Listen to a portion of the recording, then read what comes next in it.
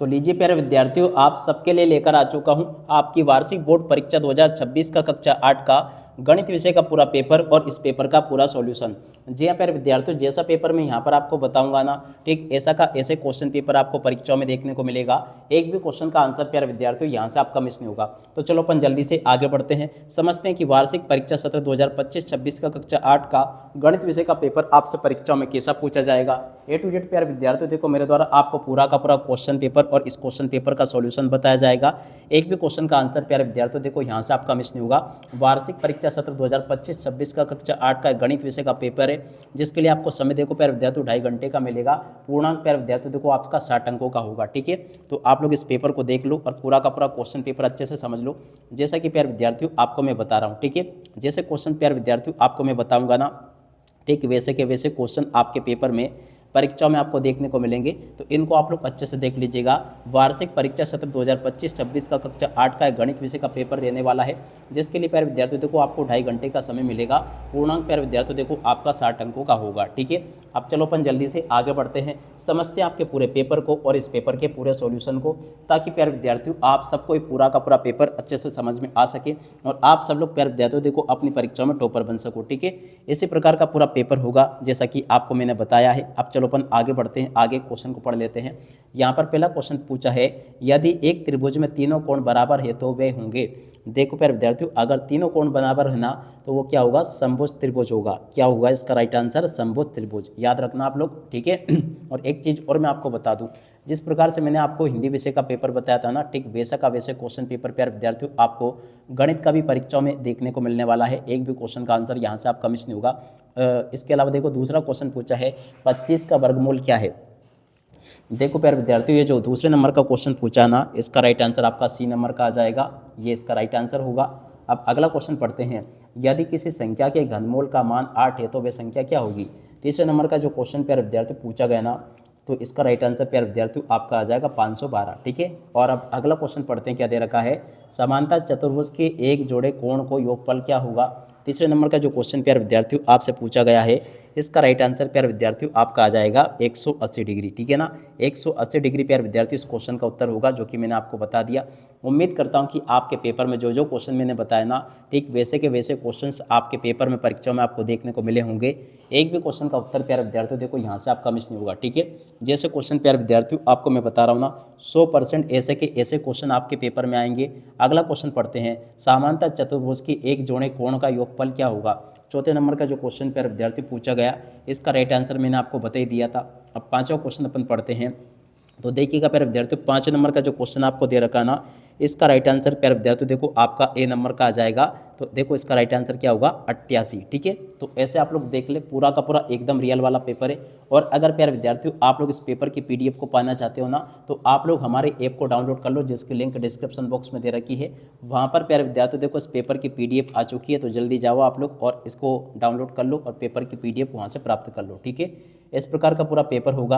अब चलो अपन जल्दी से आगे बढ़ते हैं, इन प्रश्नों को समझते हैं। प्रश्न नंबर 6 से लेकर प्यारे विद्यार्थियों देखो 10 तक के क्वेश्चन होंगे। अब चलो मैं आपको इन क्वेश्चन के उत्तर बताता हूँ।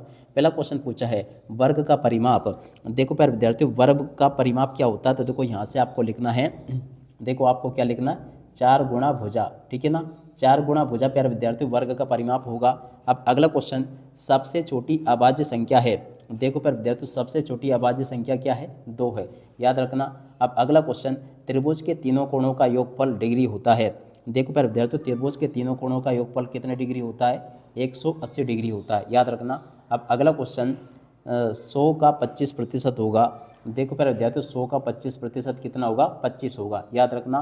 50 माइनस 18, देखो प्यारे विद्यार्थियों 50 माइनस 18 बराबर कितना आ जाएगा, इसका राइट आंसर प्यारे विद्यार्थियों आपका 32 आ जाएगा। ठीक है, आप लोग यहाँ से इन क्वेश्चन के उत्तर को देख ले और पूरा का पूरा क्वेश्चन पेपर प्यारे विद्यार्थियों अच्छे से समझ ले, ताकि आपको ये पूरा पेपर अच्छे से समझ में आ सके। ठीक है, आपके पेपर के प्यारे विद्यार्थियों आने वाले सभी के सभी क्वेश्चन और उन क्वेश्चन के उत्तर मेरे द्वारा बता दिए गए हैं। एक भी क्वेश्चन का उत्तर प्यारे विद्यार्थियों देखो यहाँ से आपका मिस नहीं होगा, अगर आपने इन क्वेश्चन को अच्छे से समझ लिया तो। ठीक है, अब इसके बाद में चलो अपन आगे बढ़ते हैं, आगे क्वेश्चन के उत्तरों को पढ़ लेते हैं। तो देखो प्रश्न नंबर 11 जो दे रखा है ना, 11वें का उत्तर प्यारे विद्यार्थियों देखो ये लिखा है, इसको देख कर लिख देना। 12वें का उत्तर प्यारे विद्यार्थियों देखो ये दे रखा है, इसको भी देख कर लिख दे। 13वें में जो क्वेश्चन प्यारे विद्यार्थियों आपसे पूछा था, ये वाला क्वेश्चन देख सकते हो, 13वां क्वेश्चन। देखो 13वें का उत्तर प्यारे विद्यार्थियों देखो यहाँ से देख कर लिख दो, ये मैंने आपको बता दिया। अब उसके बाद में चलो अपन आगे बढ़ते हैं, अगला क्वेश्चन पढ़ लेते हैं 14वां। तो देखो 14वें का उत्तर प्यारे विद्यार्थियों देखो आपको ये दे रखा है, आप लोग देख कर लिख दे। 14वें क्वेश्चन का उत्तर प्यारे विद्यार्थियों देखो ये लिखा है। और उसके बाद में देखो अगला क्वेश्चन पढ़ते हैं, क्या दे रखा है, जो कि आप लोग देख पा रहे हो यहाँ पर 15वां क्वेश्चन, अनुक्रियाशील श्रेणी क्या होती है। तो देखो प्यारे विद्यार्थियों अनुक्रियाशील श्रेणी क्या होती है, इस क्वेश्चन के उत्तर को आप लोग यहाँ से देख लें। अब पूरा का पूरा प्यारे विद्यार्थियों समझ लें आप लोग, ये भी मैंने आपको बता दिया। और उसके बाद में देखो अगला क्वेश्चन 16वां क्वेश्चन जो दे रखा है ना प्यारे विद्यार्थियों, इसका उत्तर आपको मैंने बता दिया, ये इसको भी आप लोग याद कर लेना। अब चलो उसके बाद में अपन आगे बढ़ते हैं, अगले क्वेश्चन को पढ़ लेते हैं, ठीक है। जैसे क्वेश्चन मैं आपको बता रहा हूँ ना 100% प्यारे विद्यार्थियों ऐसा का ऐसे पेपर आपको परीक्षाओं में देखने को मिलेगा। उसके बाद में देखो आगे आपके पेपर में क्वेश्चन ये इस प्रकार से आएंगे, तो आप लोग इनको भी देख लें और पूरा का पूरा क्वेश्चन पेपर प्यारे विद्यार्थियों अच्छे से समझ लें, ताकि आप सब लोग अपनी परीक्षा में टॉपर बन सको, ठीक है। अब 17वां 18वां जो क्वेश्चन आपसे पेपर में पूछा ना परीक्षाओं में, अब चलो मैं आपको इन क्वेश्चन के उत्तर भी बता देता हूँ, ठीक है ना। 17वां 18वां 19वां 20वां इस प्रकार से आगे प्यारे विद्यार्थियों आपके परीक्षाओं में क्वेश्चन आपको देखने को मिलेंगे, जो कि आपको मैं बता रहा हूँ। तो देखो इनको आप लोग देख लीजिएगा अच्छे से और पूरा का पूरा पेपर समझ लीजिएगा। अब देखो यहाँ पर जो क्वेश्चन आपके पेपर में पूछे हैं, जैसे कि 18वां क्वेश्चन दे रखा है, 18वें के उत्तर को प्यारे विद्यार्थियों आप लोग यहाँ से देख कर लिख दीजिएगा। और उसके अलावा देखो प्यारे विद्यार्थियों 19वां जो क्वेश्चन पूछा ना, 19वें के उत्तर को यहाँ से देख कर लिख दो। देखो 19वें में आपसे क्वेश्चन जो पूछा गया ना, इसको पढ़ सकते हो। ये क्वेश्चन लिखा है, वर्ग और आयत के क्षेत्रफल में अंतर स्पष्ट कीजिए व उदाहरण दीजिए, ठीक है ना। 19वां क्वेश्चन जो प्यारे विद्यार्थियों आपसे पूछा है, इसको आप लोग यहाँ से देख कर लिख दो, ये भी मैंने आपको बता दिया। और 20वें क्वेश्चन का जो प्यारे विद्यार्थियों आंसर पूछा आपसे, चलो मैं आपको इन क्वेश्चन के उत्तर भी बताता हूँ। 20वें का उत्तर प्यारे विद्यार्थियों देखो ये दे रखा है। और उसके अलावा चलो अपन आगे बढ़ते हैं, 21वां क्वेश्चन जो पूछा ना, 21वें का उत्तर आपको ये लिखा है। और उसके अलावा चलो अपन आगे बढ़ते हैं, 22वां क्वेश्चन, सरल ब्याज की परिभाषा लिखी है। तो देखो प्यारे विद्यार्थियों सरल ब्याज की परिभाषा इस प्रकार से आपको लिख देनी है, ये भी मैंने आपको बता दिया, ठीक है।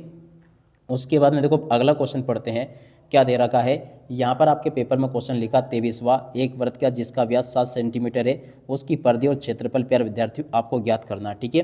तो देखो प्यारे विद्यार्थियों यहाँ से आप लोग इनको देख लें और पूरा का पूरा इसको याद कर लेना। तो देखो 23वें क्वेश्चन का उत्तर प्यारे विद्यार्थियों ये दे रखा है। और उसके अलावा देखो 24वें क्वेश्चन का उत्तर प्यारे विद्यार्थियों देखो ये लिखा है, इसको भी देख ले आप लोग, जो कि ये मैंने बताया। 25वें क्वेश्चन का उत्तर प्यारे विद्यार्थियों देखो ये लिखा है। और उसके अलावा देखो 26वां जो क्वेश्चन पूछा ना, 26वें का उत्तर प्यारे विद्यार्थियों देखो ये दे रखा, ठीक है। तो आपके पेपर के सभी क्वेश्चन और उन क्वेश्चन के उत्तर प्यारे विद्यार्थियों मेरे द्वारा बताए गए हैं। एक भी क्वेश्चन का आंसर प्यारे विद्यार्थियों अब यहाँ से नहीं छूटेगा, अगर आपने इस क्वेश्चन पेपर को अच्छे से देख लिया, पढ़ लिया और समझ लिया तो, ठीक है। टोटली पूरा का पूरा पेपर और इस पेपर का सॉल्यूशन मैं आपको बता चुका हूँ। एक भी क्वेश्चन का उत्तर प्यारे विद्यार्थियों यहाँ से आपका मिस नहीं होगा। तो जैसा पेपर मैंने बताया ना, ठीक वैसा का वैसे क्वेश्चन पेपर आपको परीक्षाओं में देखने को मिलेगा। एक भी क्वेश्चन का आंसर प्यारे विद्यार्थियों यहाँ से आपका मिस नहीं होगा, ठीक है। अब इसी के साथ में इस वीडियो को यहीं पर पूरा करते हैं। नमस्कार, जय हिंद, जय भारत।